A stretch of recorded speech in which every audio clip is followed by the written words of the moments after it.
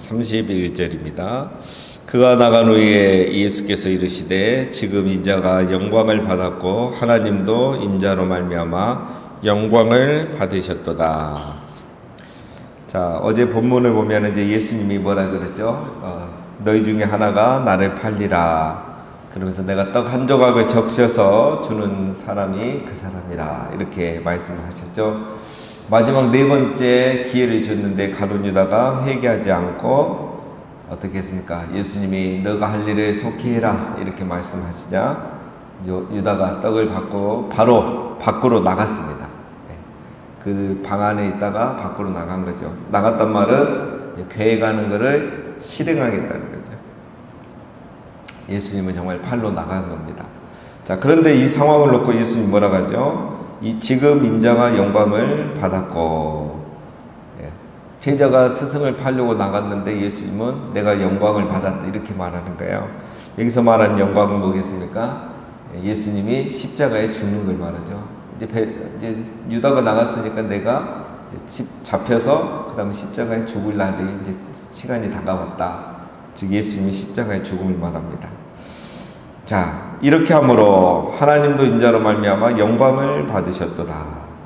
예수님은 영광이란 말이 여러분 뭐겠습니까? 영광이 우리가 생각하는 것처럼 존귀의 영광 모두 받으소서 했으니까 굉장히 어떤 높임받고 존경받고 이거 이제 영광이라고 생각하는데, 영광이란 거는 어떤 무게감입니다. 그 존재감이 드러난 걸 말하죠. 그러니까 하나님은 예수 그리스도께서 죽으시고 죽음으로 끝난 게 아니죠. 부활하심을 통해서 하나님 되심이 드러나는 거죠.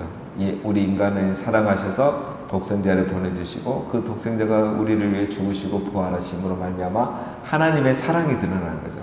하나님이 어떤 분인지 우리가 드러나게 되고 하나님 영광 받으신 거죠. 예수님은 십자가에 죽고 부활하심으로 정말 이분은 우리를 대속하기 위해서 오신 메시아라는 게 드러나는 거죠. 그게 영광을 받으신 겁니다. 죽음 자체가 영광이 아니고 그걸 통해서 예수 그리스도가 드러나는 거죠. 영광 받는 거죠. 그래서 이걸 왜 영광이라고 하느냐? 이제 하나님의 하나님 되신, 예수님의 예수님 되신, 우리 인류를 구원하신 하나님의 그 사랑, 이게 이제 다 드러나는 거예요. 다른 말로 더 쉽게 말하면 이제 구약에서부터 쭉 내려오던 이 모든 예언들이 성취되는 겁니다. 예수 그리스도의 죽음과 부활은 모든 예언들이 다 성취되는 거예요. 이제 예수님 재림 빼고는 다 성취되는 거잖아요. 제일 먼저 일어났던 이 예언이 뭡니까? 예를 들면 창세기 3장 15절에 여자 금수지대의 발꿈치를 상하게 하리라. 또 야곱이 38장에서 봤던 꿈에 본 사닥다리, 천사가 사닥다리 위로 하늘과 땅을 오르락 내리락 하는 거. 근데 이제 뭐라 하겠습니까? 예수님이 너희가 인자에 의해, 이게 뭡니까? 예수 그리스도가 오심으로 이제 하나님과 우리 인간이 소통하게 되는, 회복하게 되는 거죠. 구원이 이루어지는 거죠. 이런 일들이 일어나는 거예요. 구약에 있던 모든 이 예언의 모든 포커스, 초점들이 다 이루어진 거예요. 그러니까 예수님이 영광 받으시고 하나님이 영광 받으시게 되는 겁니다. 예수님은 그 꿈을, 하나님의 꿈과 계획을 이루어 주렸고 그걸 통해서 하나님은 영광 받으시는 거죠. 하나님이 영광 받으시니까 이 32절이 이제 어떻게 하십니까? 만약 하나님이 그로 말미암아 영광을 받으셨으면 하나님도 자기로 말미암아 그에게 영광을 주시리니 곧 주시리라. 하나님이 예수님을 통해 영광 받으셨잖아요. 그러면 이제 하나님이 예수님에게 영광을 주신다는 거예요. 곧. 예수님은 죽음 앞에 순종함으로 하나님께 영광을 돌렸고, 하나님은 그런 예수님을 어떻게 영광스럽게 하겠습니까? 부활, 승천의 영광을 주시는 거죠. 그리고 하나님의 보좌 우편에 앉게 해주시죠. 그리고 만물을 다스리게 해주시고 또 하나님의 심판을 대신하게 해주시죠. 그게 바로 내가 내 원수들로 말미암아 원수들로 내 발판이 되게 하기까지 너는 내 오른편에 앉아 있으라. 그러니까 예수님의 죽음으로 끝나는 게 아니에요.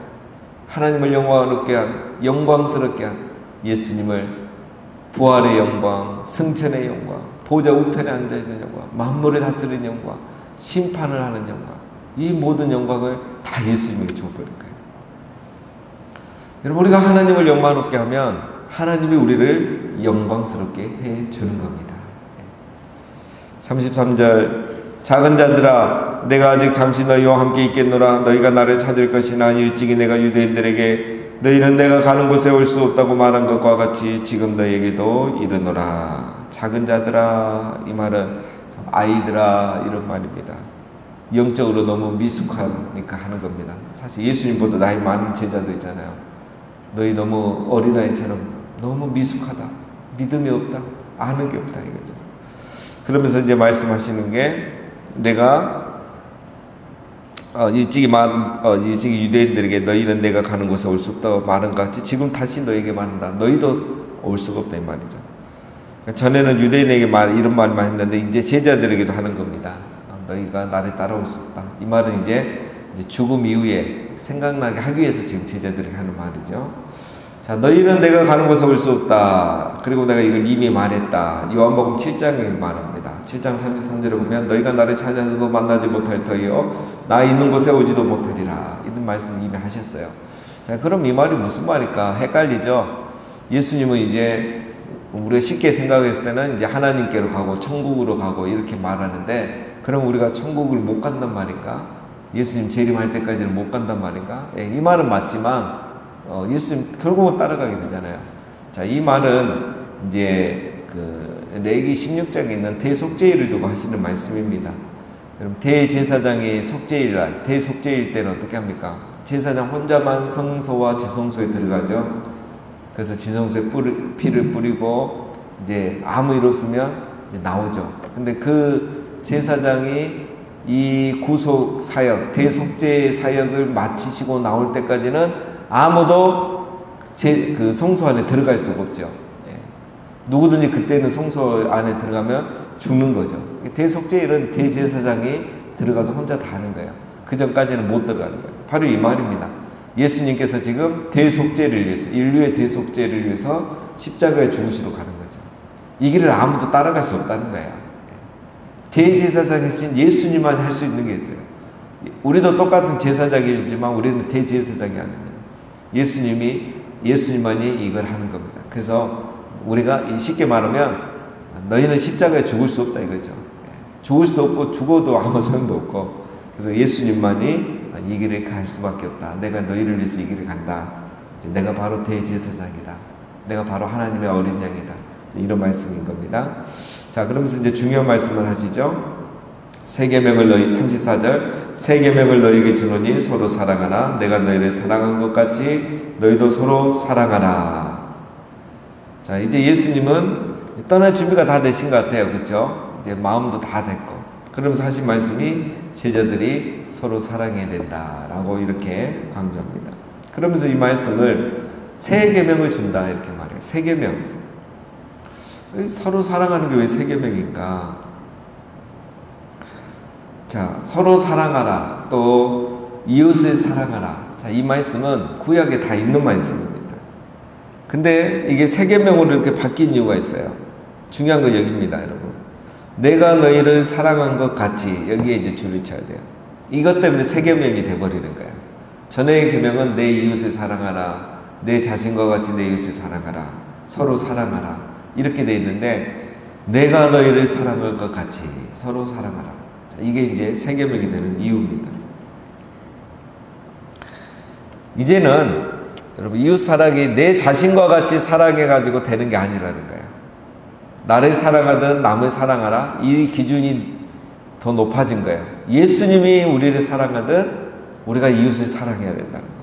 여러분, 어렵잖아요. 그렇죠? 예수님은 요한복음 13장 1절에 자기 제자들을 사랑하시되, 자기 사람들을 사랑하시되 죽기까지 사랑하신다. 그 예수님 정말 죽기까지 사랑했죠. 끝까지 사랑한 거예요. 또 자기 목숨을 내어놓기까지 사랑한 거예요. 주와 선생되어 발을 씻어주면서 사랑하신 거예요. 이게 바로 예수님이 우리를 사랑하듯 우리가 서로 사랑해야 되는 기준인 겁니다. 어렵잖아요. 그렇죠? 끝까지 사랑하는 거. 사랑은 끝까지 사랑하는 게 사랑입니다. 오해할 일이 있고 뭐 이상한 사건이 있어도 믿어주고 용서해주고, 예수님 그렇게 하셨잖아요. 그래서 끝까지 사랑하는 거, 끝까지 가는 게 사랑이에요. 그리고 또 주와 선생으로서 내가 발을 씻겨준 것 같이 너희도 서로 발을 씻겨준 것이 마땅하니라. 발을 씻어줘야 돼요. 뭡니까? 말씀으로 씻겨주는 거예요. 말씀으로 씻겨주는 거예요. 어떤 자세로? 종의 자세로. 끝까지. 이게 사랑입니다. 35절 너희가 서로 사랑하면 이로써 모든 사람이 너희가 내 제자인 줄 알리라. 예, 제자라는 증거가 뭐죠? 말씀으로 서로 발을 씻어주고 종의 자세로 끝까지 사랑하고 말씀으로 섬겨주고. 자, 그런데 베드로 아직도 이해를 못합니다. 36절 시몬 베드로가 이르되 주여 어디로 가시나이까? 예수께서 대답하시되 내가 가는 곳에 내가 지금은 따라올 수 없으나 후에는 따라오리라. 베드로는 지금 중요한 게 뭡니까? 세계명인데 이 세계명이 새로 주셨잖아요. 그럼 이게 중요한데 지금 베드로의 관심은 어디 있습니까? 예수님이 떠나신다는 거예요. 중요한 거예요. 떠나시면 안 되잖아요. 예수님이 우리를 로마로부터 해방시켜주고 그래야 자기들이 뭔가 하나씩 일을 할 수 있는데 예수님이 가신다니까 이게 말이 안 되는 거예요. 그래서 베드로의 관심은 예수님 떠남이에요.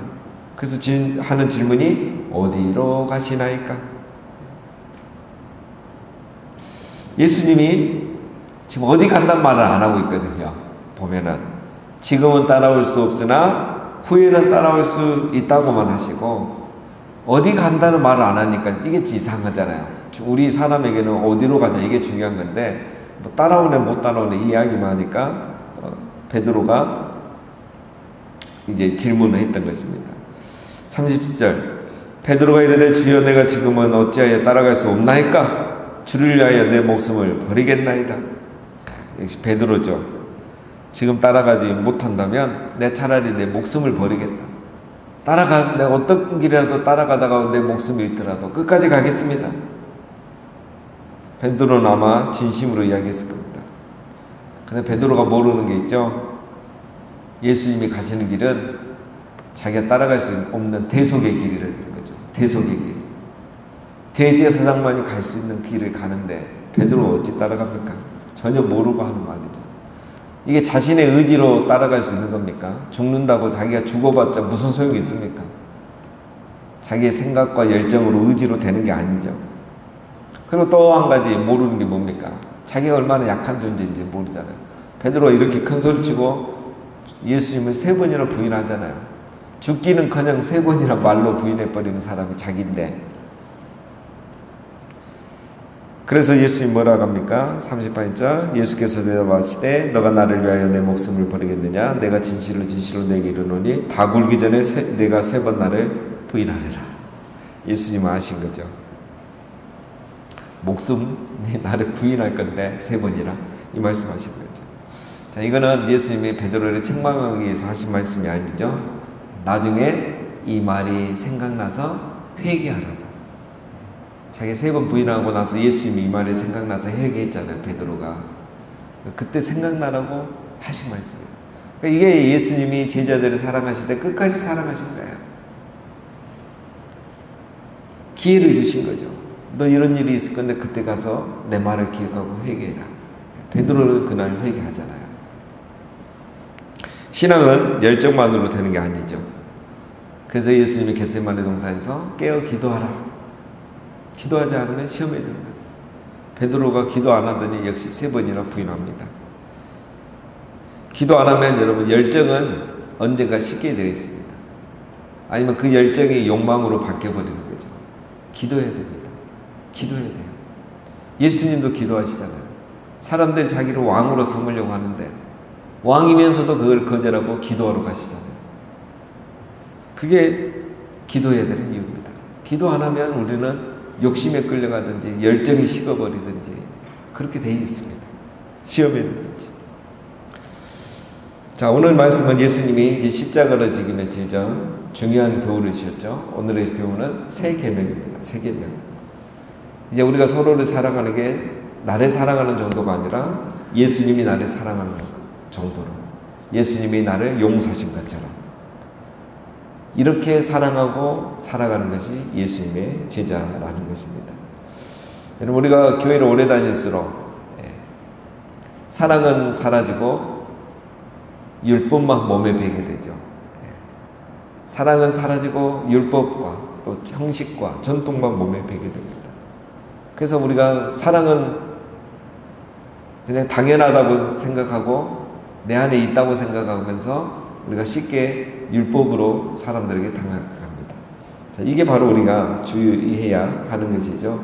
자, 우리 자신이 이제 내 자신을 사랑한 것처럼 남을 사랑하는 정도가 아니라 정말 예수님이 우리를 사랑한 것처럼 우리가 다른 사람을 사랑하는 또 섬기는, 그래서 새 계명대로 살아가는 우리 예수님의 제자들이 다 되시기를 주님의 이름으로 축원드립니다.